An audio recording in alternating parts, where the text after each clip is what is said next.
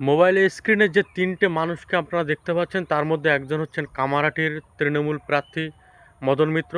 সবথেকে উপরে আছেন আমাদের সম্মানীয় মুখ্যমন্ত্রী মমতা ব্যানার্জি। নিচে আছেন অভিষেক বন্দ্যোপাধ্যায়। এইবার বিষয়টা হচ্ছে, ইংলিশে কিছু একটা লেখা রয়েছে যেটার বাংলা মানে করলে এটা দাঁড়ায় যে আপনার মূল্যবান ভোটটা আপনি তৃণমূল প্রার্থীদের পক্ষে দিন।